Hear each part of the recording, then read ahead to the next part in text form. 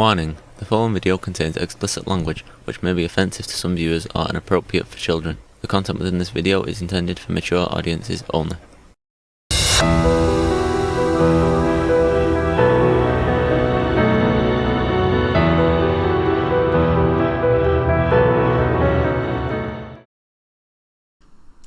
Hello and welcome to this video. Today we are starting episode 10 of season 1 of the Black Tapes. The title is The Satanic Monastery's Request, and it first aired on September 15th, 2015. So it's interesting to see, what references have aged well and what references are still relevant. That's another one of the reasons why I like doing this. This is new enough that you have more modern references, but it's also old enough that you can sort out which ones have aged well and which ones haven't. So, without further ado, let's get into this. My Lord, here's a just reward. Bring me my devil just behind the door. Yeah, this the whole copyright algorithm thing. So I got to try and talk to throw the algorithm off. From somebody named Alex Regan. It's Richard Strand. Okay, goodbye. Yeah. Now we're recording. Cool. And I'm gonna do the intro part as well. Yeah. My emphasis, I think, was just a little bit too much, like. Dun, dun, Hopefully that's enough talking to clear copyright.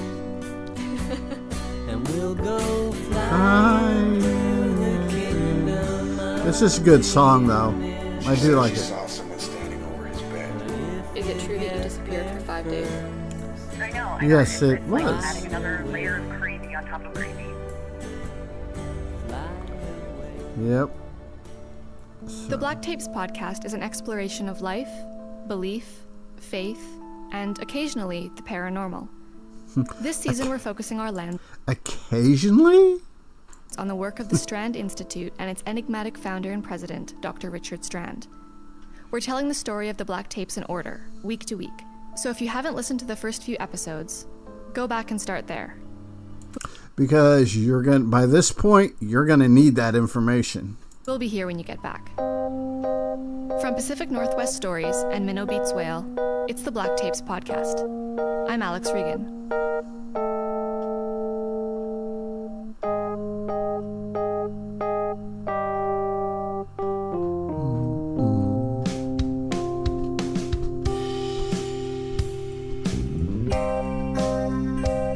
Love this music. Though you have the song, you have like a rather almost 2-3 minute opening. Alexandra, how are you? I'm good, thanks. I'm so happy you're able to do this. Well, of course. Are you still with the Pacific Northwest Stories? It sounds like they got the Russian spy on the ground. Yeah. Well, we just relaunched as a podcast. A podcast network, actually. Oh, that sounds cool. That's Amalia Chenkova. She's a journalist based in Moscow who did some freelance work for Pacific Northwest Stories many years ago. And Under modern Putin's Russia, she's probably dead now. before that, dated a certain producer I know. And how's Nick? Is he still there? Yeah, he's still living in my ear. Well, tell him I say hi, and that he still owes me 200 francs. He'll know what you mean. Okay, I'll tell him. So, listen. Yeah. Were you able to dig up anything on Percival Black?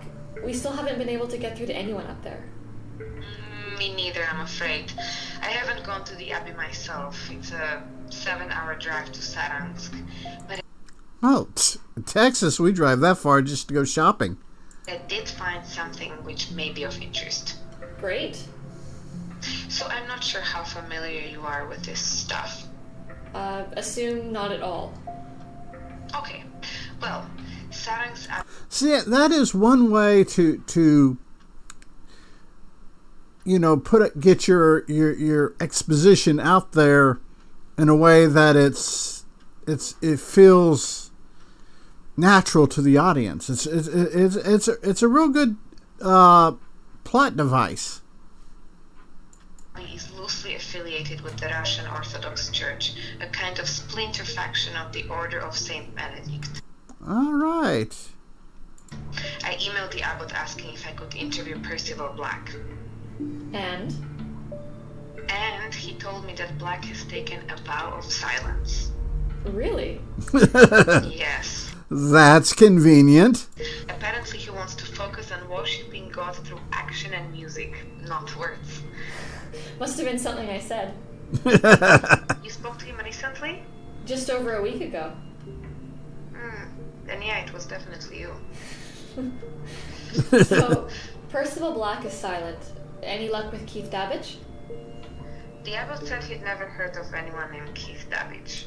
See, my thing is on the whole Percival Black thing.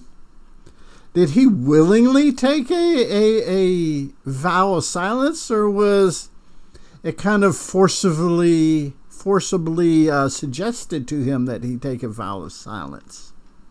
You gotta wonder. Well, that won't do. I agree. So I did some more digging. I knew you would. Of course. Well, I traced Black's history back to the English town of Bath, where he supposedly lived before moving to Saransk. I'm looking into a few leads, trying to track down anybody who knew him around that time. I'm guessing he went to the university there, but I should know more soon. I have a friend in London digging into it for me. You're awesome. Nah, you're only saying that because it's true. So... Yeah, the banter between people that are pretty friendly and pretty, comfortable in each other's company, regardless of how that company is portrayed, if it's over phone, in the same room, or whatever. I'm guessing I should stop calling the monastery? Yes, they won't talk to you. Here's the thing. The Order Black belongs to an affiliation of the Benedictines called the Order of the Xenophus. They are incredibly reclusive and secretive, which is why you won't be able to find anything about them online. No Instagram? A friend of mine was able to put me in touch with a religious studies professor at Lomonosov who told me something very curious. About the Saransk monastery? I love it when we get curious things. No, about the Order of the Xenophus. What does that mean, Xenophus? No one outside of the order knows. But they do have a chapter in Bulgaria that has become quite notorious. Notorious for what? Well, apparently there's a monastery in Bulgaria called Klushka. They, like Percival Black's order, broke away from the mainstream Benedictines in the 16th century. In 1742, a monk there named Ivan threw himself from the top floor of the monastery's tower. There's an old Bulgarian children's song about his suicide. Ow. And there's a peculiar line in the song. In English it translates to something like this.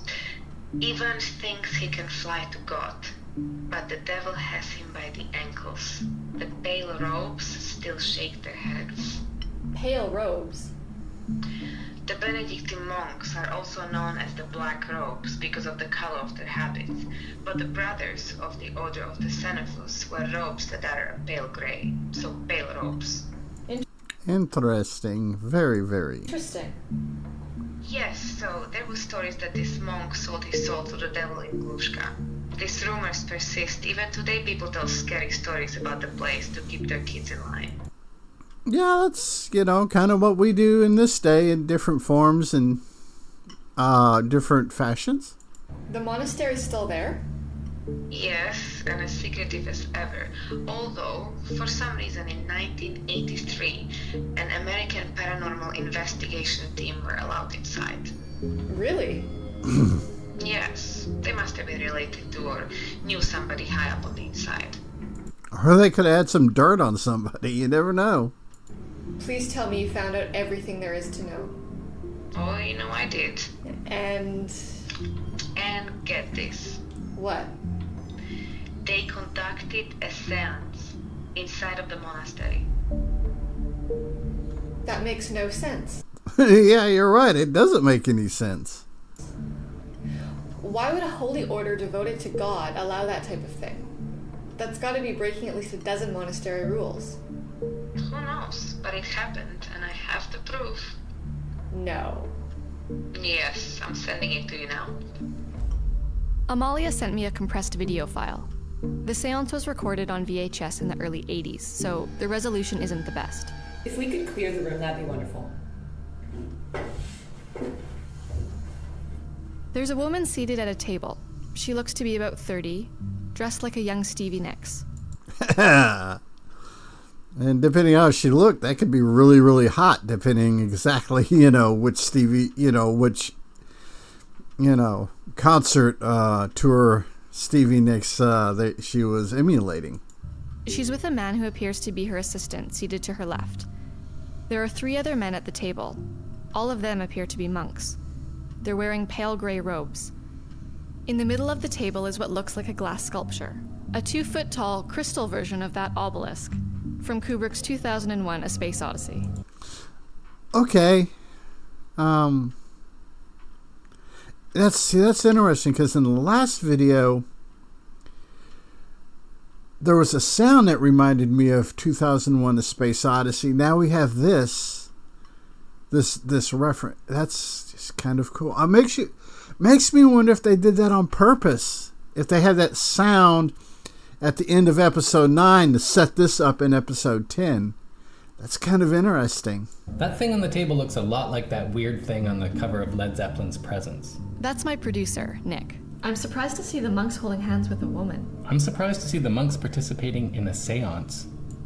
Yeah, I'm with Nick Silver on that one.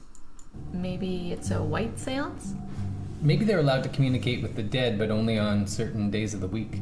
You don't really know much about religion, do you? Not really. Yeah. No. You can tell. Yeah. There's a presence in this house of God. Who has entered this holy place? So, who is she talking to?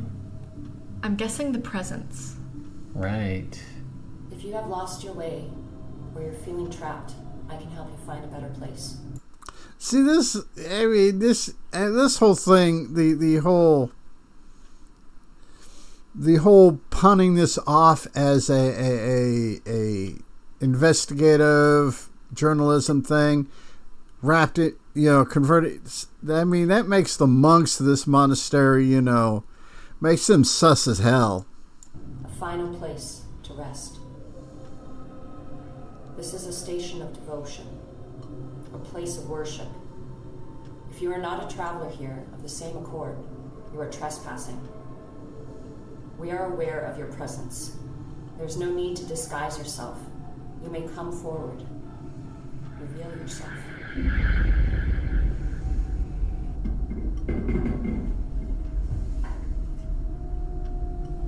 Jesus. I don't think he has anything to do with that.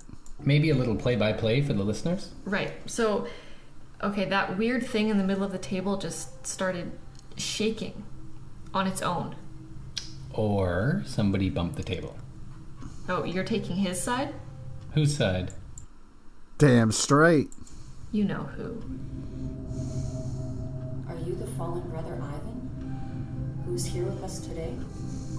Ivan's the guy who jumped out of the tower. Yes. And Ivan is such a stereotypical name for that region of the world. Are you the one who calls in the night? We would like to know who you are, Spirit. We would like to reach out to you and... What is she doing? Kegels, maybe? I don't know. Pilates? I'm serious. Pilates. I went to Kegels, he went to Pilates. That's great. Yes. Look at her eyes. Yikes. She's either trying to scare the hell out of those monks with the old white eyeballs trick, or Our Lady is in a trance. Or she might be just, a little under table fapping. Yeah. Okay. Now her assistant is placing a stack of large sheets of paper under her right elbow, right in front of her. He places a pencil in her right hand and arranges it so she's in a position to write on the paper. What happens if the spirit's left-handed? Wow.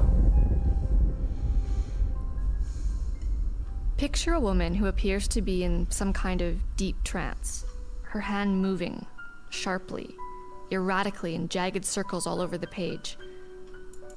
Oh, kind of like Jon Stewart when he does his Daily Show monologue. Her assistant holds onto the edge of the paper, like he's about to pull it away. Are you the brother Ivan who fell from the tower? No. The woman is writing words without looking down. The words are big, huge looping letters. Which is easy to do because I can sit and look at the camera and write big looping words just by watching a pen or a pencil out of the corner of my eye. I don't have to look away.